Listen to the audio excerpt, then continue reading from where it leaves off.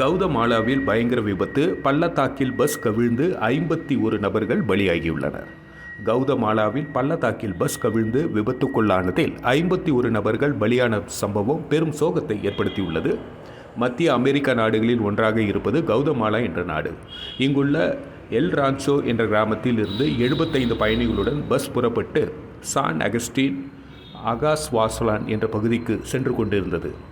Felix என்ற பாலத்தில் bus வந்து கொண்டிருந்த பொழுது முன்னே சென்று கொண்டிருந்த கார் மீது மோதி கட்டுப்பாட்டை இழந்து 20 அடி ஆழம் கொண்ட பள்ளத்தாக்கில் பாய்ந்தது.